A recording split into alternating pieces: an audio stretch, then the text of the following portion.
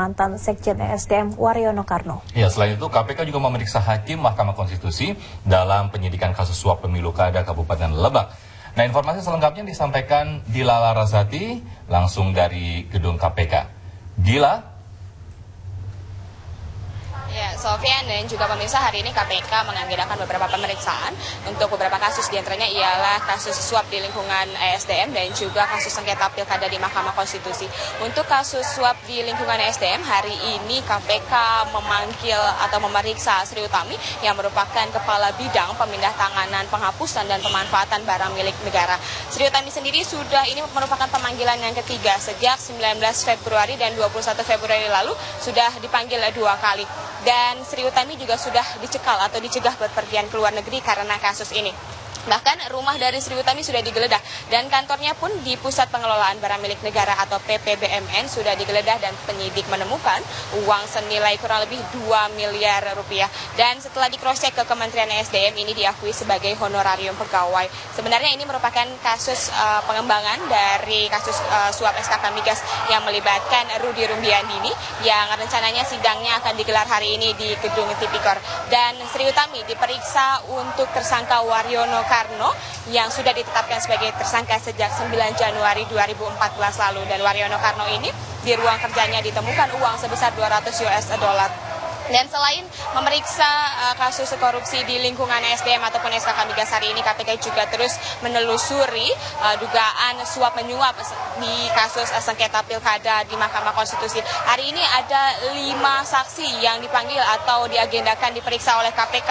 Di antaranya ialah panitera pengganti di Mahkamah Konstitusi yakni Saiful Anwar dan Kasyanur Sidauruk. Lalu ada seorang advokat Samsudin dan juga Hakim Maria Farida Indrati dan Anwar Usman. Yang sudah hadir hingga hari ini atau hingga saat ini ialah Maria Farida Indrati dan juga Anwar Usman, di mana keduanya hadir bersamaan berbarengan pada pukul 10:15 pagi tadi menggunakan mobil masing-masing dan membawa ajudan masing-masing. Tidak banyak yang diungkapkan oleh keduanya baik Maria maupun juga Anwar Usman, namun Maria hanya mengatakan bahwa pemeriksaannya hari ini masih seputar kasus Lebak, sengketa pilkada di Lebak yang sudah menyeret nama Akil Mukhtar di Mahkamah Konstitusi.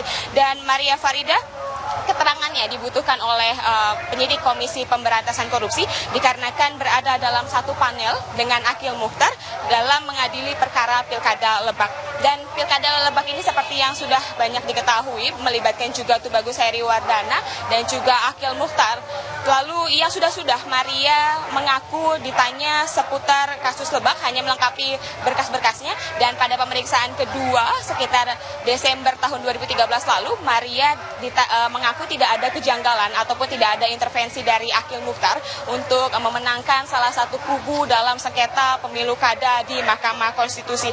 Dan selain Maria Farida, tadi juga Anwar Usman mengatakan bahwa ia sampai saat ini tidak mengetahui apa-apa karena ia merasa baru 4 bulan berada di panel yang sama dengan Akil Mukhtar dalam mengurusi kasus sengketa pilkada Lebak tersebut. Namun keduanya hari ini, Maria Farida Indrati maupun Anwar Usman, diperiksa untuk tersangka Ratu Atut Haisiyah karena Atut diduga bersama-sama dengan adiknya, yaitu Tubagus Heriwardana ataupun Wawan, berencana ataupun memiliki niat untuk memberikan uang senilai 1 miliar rupiah kepada Akil Mukhtar agar mau memutuskan adanya pemungutan suara ulang di Kabupaten Lebak. Dan menurut Anwar Usman pun Atut hari ini Anwar Usman dan Maria Farida diperiksa karena Atut, Wawan dan juga Akil Mukhtar pernah bersama-sama di Singapura membahas mengenai sengketa pilkada ini. Dan benar saja setelah adanya pertemuan itu ternyata Akil Mukhtar memenangkan kasus ini, di mana sengketa pilkada di Lebak ini dilakukan pemungutan suara ulang dikarenakan Atut diduga sebagai inisiator yang meminta agar pemungutan suara ulang dilakukan di Lebak. Ternyata tetap saja setelah dilakukan pemungutan suara ulang, jagoan dari Atut ataupun Wawan ini tetap kalah. Nanti jika sudah ada informasi ataupun kabar terbaru dari Maria ataupun Anwar Usman ataupun Sri Utami setelah keluar dari KPK, kami akan informasikan kepada Anda. Ini sementara yang bisa kami kabarkan. Kita kembali ke studio.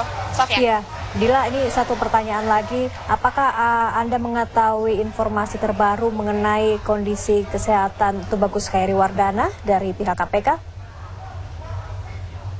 Ya, Nana, biasanya KPK akan mengonfirmasi atau melakukan klarifikasi pada sore nanti pada konferensi pers. Namun seperti yang sudah diketahui sejak kemarin, sejak ditundanya sidang Tubagus Heriwardana di mana merupakan sidang perdana, Wawan hanya kami melihat gambarnya, ia keluar dari gedung KPK dengan menggunakan kursi roda dan dibawa ke Rumah Sakit Polri Jakarta Timur. Namun hingga saat ini kami belum mendapatkan informasi mengenai sebenarnya penyakit apa yang diderita oleh Wawan dan separah apa sehingga sidang kemarin ditunda oleh Wawan. Dan nanti jika sudah ada informasi ataupun klarifikasi resmi dari juru bicara KPK Johan Budi, kami akan mengabarkan informasinya kepada Anda dan pemirsa Nana. Baik, terima kasih.